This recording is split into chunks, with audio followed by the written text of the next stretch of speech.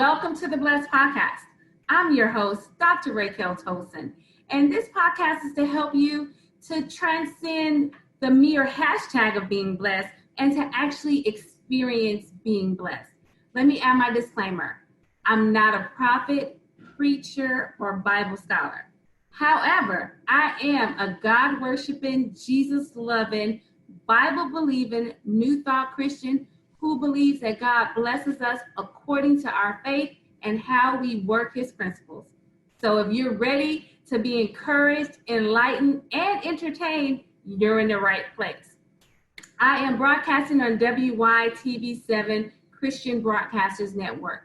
We're a nonprofit charitable radio broadcast with a mission to empower, encourage, and educate. If you are enjoying the Blessed Podcast, please donate at www.wytv7.org. Today's podcast is sponsored by Tolson's Publishing. We have a new book, Ren's Affirmations. God is good and so am I. Let me tell you, this is right on time for Easter. If you can pre-order between now and Friday, and you will get it for $10.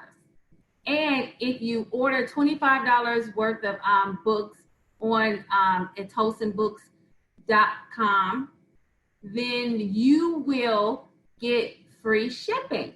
So remember that. That'll be up. The book will be shipped out next week, right in time for Easter.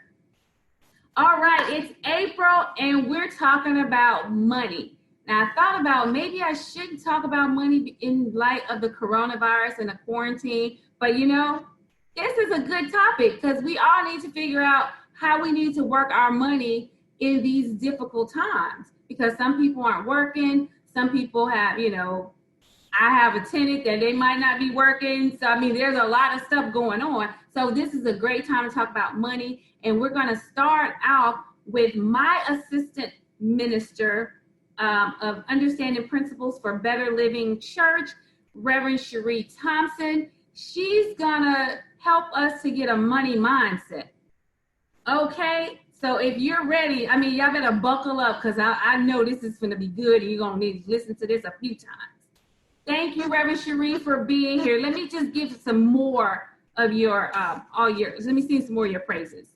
You produce and spread joy through live stream events for a global nutrition company. I thought that was so cool. I love how you worded that. You are a life empowerment coach, a motivational speaker, a workshop facilitator, a podcast host, in addition to being an assistant minister and director of spiritual education at Up Church. You are also an author. Yay! And mother to a teenage son. Welcome to Blessed. Thank you for being here. Thank you for having me. I so appreciate the invite. I'm excited. Yes, we are. We got a lot to talk about and not a lot of time to do it. And we both can talk. So I'm going to try my best not to interrupt you a lot. This is what I do. I interrupt people because they say something and I got something to say it too. All right, sure. Let's talk about Lent.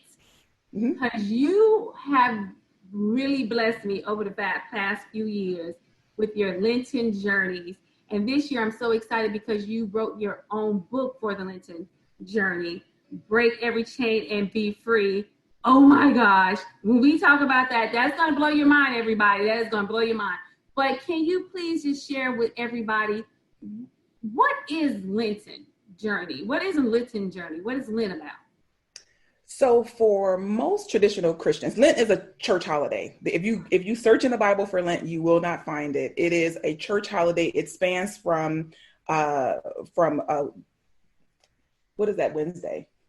Ash Wednesday to Easter, right? And it's that span in between. And it's an opportunity for really consecration, for releasing and letting go. And so most people do something, they let go of like chocolate, or I'm not going to drink during Lent, or I give up meat during Lent. And so that's kind of like the way Lent works for most people. Circumstance presented itself, and I had this idea for a teleclass, and this is kind of before everybody was doing these things online, and we just talked about it. Reverend Della was our senior minister at the time, and we talked about it, but didn't really do anything about it. And an opportunity presented itself where I needed to teach intensely in a short span of time. And so Lent, we have a text that we've used in the past called Keep a True Lent. And it essentially birthed from there. And it turned into this magnificent experience where it's intense to be the leader of it, because it's every day in the word, every day focused on good, positive, spiritual ideas. And you're working with people who are doing the same thing. And so the consciousness that's built, the energy that comes from everybody collectively focusing on their desired good, or focusing on letting go of what doesn't serve them, is such a power. It's hard to explain. And until you, and like once you get into it a little bit and you're like, oh, like this is something else. It's like taking yourself to a spa and having an opportunity to just kind of be about yourself for whatever part of the day you choose to do that. Some people are very hardcore and they take every single assignment and they run with it. And some just dial into the call. They have a better prayer experience. But I really create an experience for you to have an intensive spiritual immersion experience. Yes, you do. So let's talk about first, like the whole daily soul maintenance work, because I think that it's something that we should do all the time. Yeah. But during Lent, these 40 days, we really, really hamper down on our daily soul maintenance work. Can you explain to the listeners what that is about? So the daily soul maintenance has evolved. This is our 8th year doing having Lenten experiences, my 8th time facilitating. And there's always the idea of having a prayer practice where there's just some moment of the day that you begin and set the tone for your day. And so the daily soul maintenance routine has developed over the years where it's not just about tuning in the top of the day. That if you want anything to run, I like to use our phones because, I got 2 phones sitting here with me. And we keep our phones charged up. So if your phone starts to go down in power, you plug back in. But with our own spirituality, we are out here dealing with what comes with the day, but we don't plug back in to power up. And so we are exhausted at the end of the day. We don't feel our best self. And so the daily soul maintenance routine is giving you an opportunity to plug in throughout the day. And it's also helping you to see that prayer is not just this wishful thing that you do so God knows you good, right? Like, oh, she prayed every day. The prayer is about changing you. Okay. And once you have made a declaration through prayer, we teach affirmative prayer. And so when you make a declaration, when you make an order to the universe, you should be expecting delivery. And so you want to go throughout the day with an attitude of expectancy so you don't miss your calling, you don't miss your assignment, you don't miss your next step, you don't miss your blessing. And so this practice keeps you plugged in throughout the day, and then you end the day. And I had this new term of ending a day like a hobo. We just jump in bed and go to bed, right? It's just like wherever I fall out. Well, I want you to stop being a hobo, right? I want you to. There's some beauty in actually having a nighttime routine. And I know that there's the beauty routine and things like that people will go through. But having a nighttime practice where you have an opportunity to release the day. So many of us wake up so tired because we never released yesterday and do that day after day. And you're just burdened. You come at your top of your day, just not on 100%. So the evening rituals are about just releasing the day, blessing the day, naming it good, and just preparing yourself for newness, letting go of the old, preparing yourself for new. So, and forgiving, because who needs to carry a burden into your next day? And little slights over time build up this big, huge resentment ball that you'll be walking around with and not understanding why you're on edge all the time. So this daily maintenance helps us to stay tuned in and tuned up. Yeah, I need to go back because I put a pin in it and we got to go back. The forgiveness every night. Oh my gosh, releasing people and situations, like you said, and even us for the bad choices we have made. Like I may have made a bad choice and ate 3 cookies today. I may have made a bad choice and ate 3 cookies. Well, at the end, I need to forgive myself for either I already ate them. Why am I still beat myself up because I ate them? I have eaten them. They were good. And I mean, because Girl Scouts. And you can't uneat them. I can't uneat them. You can't uneat them. I can't uneat them. But, you know, it just at the end of the day, it's like, I forgive me for eating those 3 cookies. And I thank God that my metabolism is working where those 3 cookies are not going to put on any extra weight. That's a great way to go to bed and feel, and I can start the next day, you know, on top of it instead of beating myself up. I think that's like so vital. And I mean, I'm so glad you guys have brought that to us, because I never even thought about forgiving people, like even that it was that important to do that. And forgiving yourself, like you said, because there's the regret that builds from unforgiveness and the shame that comes. And so you'll be thinking, why am I a little bit ashamed every time I eat something? And it's because you just, that's your habit. You don't even know that's your unconscious habit, is that with eating comes shame. And so there's no joy in your eating. And you can only get out of something what you put into it. And so if you're not at joy in your eating, then you won't be at joy in the way your body moves and the way that it digests. You just build up these barriers. And that's what my series is really about, are breaking those barriers that keep you from living your best life. And they're all within us. Like there's no barrier that keeping you from your highest good that you can't tear down. There's no bond, there's no chain that you can't break. Let's talk about your book, Break Every Chain and Be Free. First of all, thank you for finally getting us a book, because we've been asking, I think, for the past 2 years. Wait. I have to say this. I got it. So you sang my praises a little bit. Let me sing your praises, because the first thing Raquel said, it's hard enough, honestly. I tell you, it's a work to pull these things together every year. And in addition to, you name some of the stuff I'm doing, everything is always happening for me at one time. There's always a plethora of energy around all the things I'm excited about, because I told God I was ready I'm ready to be my best self. I'm ready to live my dream. And so the blessings have come in abundance. And so you said, you should write this book. And you were going on and you were so excited. And I was like, she just don't know what she's talking about. And she don't know what she's talking to. I ain't got time to write no book like this.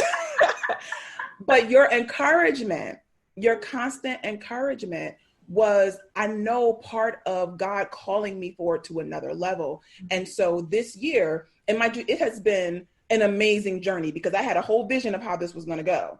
And I was going to hand everybody my book, and I was going to wave it in the air when we kicked off our day one. And all the little things that started to fall apart in terms of just getting it to look the way that I wanted it to look, because that was really important to me. And so I took another approach. And so the beauty is that I have this amazing ball of energy that's coming from you. You guys are helping me to be inspired to make the changes and shifts. And it's just going to be, it's better than I could have imagined it was going to be. And it's that collective consciousness of, yes, God, that is propelling it forward. And that's what I want. Like, it's not just for me. Mm-hmm. Everybody can get into that energy and propel themselves forward. It's amazing. And this intensive experience just charges you to be able to run. Yes. And for everybody listening, you have to, it's almost over, but you have to get on this Lenten journey with us. And even if you have to like go back and do, the rest of the days afterwards, because in the past couple of years, I know I have written a couple of books because of it. And we have a church member who has written a ton of songs, mm-hmm. worship songs because of it. I mean, we just have some really, really great energy and momentum from it. And that's why I wanted you to come on, because when we talk about money, it really starts with how we feel about ourselves, breaking yes. chains, breaking negative, thoughts and patterns and things like that. And because you can't make money when you tied to a lot of the past and tied mm-hmm. to a lot of negative things. So just talk about real quick for me. If someone was telling you they needed to break the chain of lack or not having money, what would you say to them? So the first thing in realizing that feeling lack and limitation, feeling like you want more, is actually a clue that you're in a box. Mm. You don't know, like if you're chained to something and you never pull at it, you don't know that you're chained. Right. You feel free. So when you feel the sense of like, I need something more, that's your clue that you're ready to grow, that there's something holding you back, because The movement forward is your natural state of being. And so the idea that you're meant to prosper comes from your spiritual identity, that you're born. I talk about our origin story a lot because we think that our origin began with our mom and dad, but we are really all spiritual beings. And so we're designed to expand like the nature of God is. Like we expand, and there's a flow to the way that we are in this world. We are meant to call forth what we desire and experience it because we're here to bring good to earth. We're here to bring good to life. And so if money is not even get into money, if your lack mentality is impeding your ability to bring good to life, and whether that good is a relationship that you enjoy, whether that good is being able to build business the way that you want, whatever that block is, that's what's unnatural. So when you feel the sense of I don't have enough money, behind that is a desire to grow and expand. And so your problem isn't a money problem. Your problem is a consciousness problem. Your problem is a space that you're holding on to. And that's what we're working on, not to dwell in the past and bemoan what we went through and beat ourselves up for what we've done, but it's to realize the belief system we created because of our experiences. And to begin to believe more in God, to believe more in the possibility of good. Because that is, when you think about what your inheritance is, it's all the potential of God. And you get to go create what you want out of all of that potential. And what I have done in my experience is I've taken all of that God potential and I have created tiny, tiny little bits for myself. And I'm not satisfied with those tiny little bits, but I didn't know that I was the one that went and pulled it. I didn't make a bigger order. Okay. My receptacle wasn't big enough to bring in what I wanted to bring. So I needed to go and look at that. Right. And it is important that you begin to look at yourself just for that purpose, to say, what is holding me back? What belief is holding me back? You talked about just the cookies. I can talk about weight loss forever too. Talk about the cookies, right? And the idea that I am on a mission to live in the best body I've ever lived in. And I just tossed back 3 cookies before I could say my whole name, right? Like they went in that quick. But I said that I want to live in the best body that I have ever lived in. And I want to feel good in my body. And so why are my choices not in alignment with what I say that I want? And so I can begin to say, it usually don't have to reach that far back. There's something that you held on to that the food comforted you. And you mistook that Band-Aid for healing. And so instead of just knowing that the comfort foods around you were a Band-Aid, you began to seek healing through food. And so when we seek healing, and we do the same thing with our money, whenever it comes into our hands, we begin to treat it like who we are. So if we feel ourselves worthy, we treat it with value, and we look at our money differently, and how we exchange it is different. But if you feel like I'm not good with money, it's hard for me to hold on to money. I have to grind for this money. I need a job for this money. When all of those things are conditions that you place on the flow. And here is the thing. The conditions that you place are the experiences you must have. So you get to live by your own law. Okay. And if I say I want my life to be full of fun, joy, I want it to be grace and ease, then no matter what, I claim that in what I'm doing. Okay. I move through this world with grace and ease. There's no strife or strain involved. And I work very hard, but I do it with grace and ease. Right. It's not a grind. You don't feel like you're waking up grinding and hustling. Yeah. And if I do, I got to check myself. Through the day. Yeah. If I feel that way, I have to check myself. Like, wait a minute, what's out of order? Mm-hmm. Something's out of order. And maybe you said yes to something that wasn't, you weren't supposed to say yes to. Maybe you have, you're just not resting properly. There's something out of order, but it's not that I'm not worthy. It's not that I am not built for more. That's not that I don't have a huge capacity to receive all the good desires of my heart. Mm-hmm. It's that there's something in my thinking that's out of order, and it's showing up in my behavior. And I make those adjustments. Right. That was good. That was real good. See, this is why I go to church every Sunday, even if it's just virtually, like we've been doing for the past few weeks. I love virtual church. I love my Up Church family, because this is the kind of teaching that we get, y'all. I wanted to go back to something you were talking about, that about being good and designed to bring good into life, I think a lot of people's issues is not really feeling worthy to have. And especially when you look in certain communities and nobody around you has. And I can't even say it's a color thing or a race thing, because it's a poverty thing. If you grew up when nobody had anything, you feel like you're not supposed to have. And then we start even viewing people that do have as evil. And, you know, they got that money because they use people. I catch myself doing that, you know, because we do know that there are people that have a lot of money and they use people to get it and they do some dirty things, but that's not what money is about. But we put them together with that, and it just keeps us it really blocks money from us, because we in our thoughts, money is bad. Having a lot of money is bad, and so we block it. Or it makes you do bad things. Or right, because money makes you do bad things, and I don't want to do bad things, so I don't want to have it. And it's hard to say. You think it's hard to get a lot of good clean money. You got to get a little dirty, you know. But you see, it's easy to say those things because they're just embedded within us. And so what's embedded in us, just because of that, when you grow up in an environment of people who are, like, if you look at an environment where people grow up in wealth, there's a different way that they navigate the world because of what was embedded in them.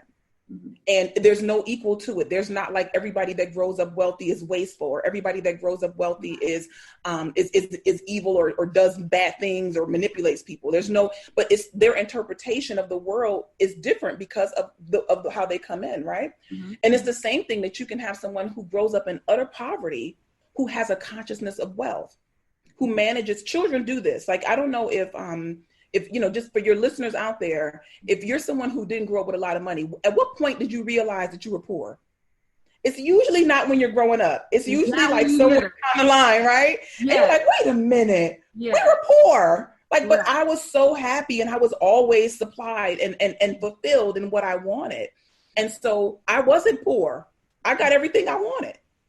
And something happened where I began to separate myself from the flow. It may be that I depended on my parents or whoever was giving me money and giving me stuff. Maybe I depended on them as my source, so I mistook them for my source as opposed to a channel.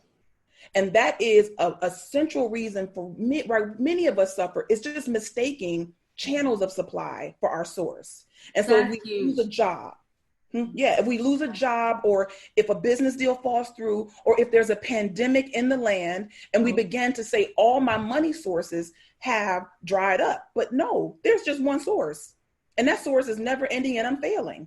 Right. And so if I recognize God as my source and these channels have dried up, I have the wisdom, because I also have an unending supply of wisdom of God, to look for a new channel, to open myself up for a new channel. Yeah. You know, one that's not impacted by this by a pandemic, by whatever is going on in your experience. Right. And that choice is up to us. We get the freedom to choose. If we didn't want this freedom to choose, that brings us down to another state of being. We can be more animalistic, but we have the ability to choose. Yes. And so today you have to choose wealth, and then begin to build an interest in what it means to be wealthy. What would it feel like to be wealthy? Because I've had money before, and that money, I'm like, this is too much money in my hands. I'm going to do something stupid with it, or just the nervousness that comes because I don't trust myself with this money. And so I'm going to find a way to mess it up. It's inevitable that money will slip through my hands. And I will prove myself to be right, which is that I am unworthy of having this money substance. Right. And so if you begin with your origin story, that there is nothing wrong with you. And this may hit on some of the bedrock of what you grew up on, this idea that you're the worm of the dust. You are made in the image likeness of God. And when you realize that and recognize that, and then begin to ponder, what does it mean to be made in the image likeness of God?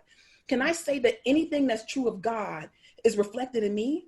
If I can begin to answer those questions for myself, I can pick myself up out of the poverty mindset and begin to feel more like who I really am, which is abundantly supplied.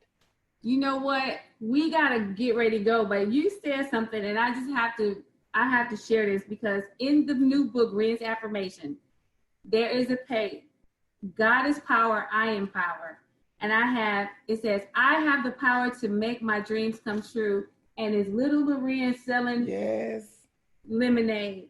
And I thought that was because when you think of power, most people don't think about it in that way. But that's what it's like. We have the power to make our dreams come true. We have the power to make our lives the way we want to.